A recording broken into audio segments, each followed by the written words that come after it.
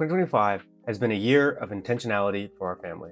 One of the biggest changes we made was taking the time to review our full financial picture here at year end. We're not chasing perfection, we're looking for clarity. Most people wait until the new year to start thinking about their money. We do this before the new year even gets here. If you're looking for a simple way to review your finances before the new year is here, this episode is for you. Nothing fancy, just a checklist we use as a family. First thing we look at is income because it affects everything else. We're simply thinking about any income changes that might occur next year. So our expectations for 2026 are realistic. For us, we expect my annual raise, but no other major changes at this point. For other families, this could look very different. Things like one parent transitioning to stay at home or someone re-entering the workforce. Taking a moment to set income expectations helps the rest of our plan stay grounded and realistic. The next thing we look at is our emergency fund. This is our cash buffer, the layer between us and life's unexpected curveballs, unexpected items that never show up on a budget. We focus on two things here: where we are today and what our 6-month target is. Right now, we have about $20,000 saved in our emergency fund. Our 6-month goal is about $25,000. We plan to close that gap through our tax return or any other windfalls that come up. We also take a moment to review our beneficiaries, just to make sure our worst case scenario is covered. This isn't the most exciting part of the checklist, but it's foundational. The next part of our checklist is reviewing debt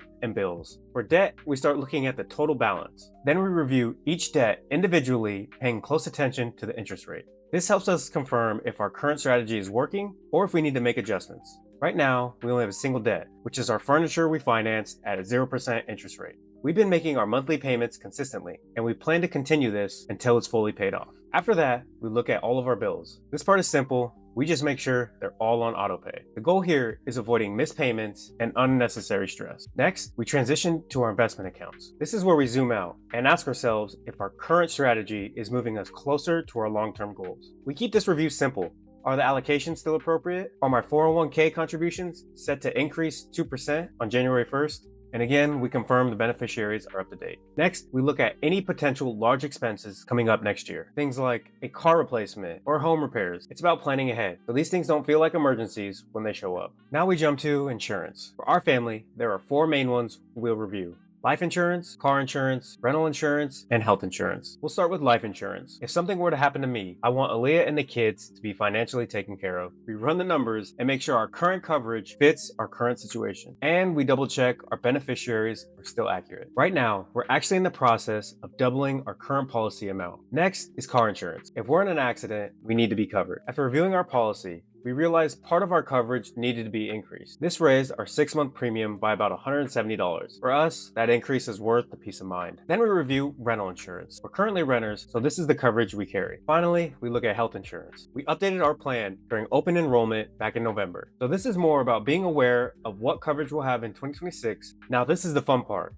planning trips for next year. We do this ahead of time so we can save cash intentionally and avoid putting trips on debt. We already know we'll be taking a few trips that require flying, so booking flights and hotels in advance help reduce stress. Budgeting for travel ahead of time removes guilt and stress and lets us enjoy our trip when the time comes. The final thing we review at year end is our net worth. This is where we step back to see where we started and where we ended the year. For us, net worth is just a scorecard. It helps us see if the decisions we made actually moved us towards the right direction. The number doesn't define us, but it keeps us honest. As always, we'll finish up with our weekly net worth check-in. Our total net worth sits at $120,464, and our liquid net worth sits at $20,755. To close things out, this checklist is how we end our year and reset for the next one. It's simple, honest, and focuses on what actually matters. We take what worked in 2025 and look for ways to carry that into 2026. And we learn from what didn't work so we can avoid repeating the same mistakes next year. If you're interested in following our financial journey, feel free to subscribe. Our goal is to share real experiences, the good, the bad, and everything in between. That's what this channel is all about. Thanks for watching, and we'll see you in the next episode.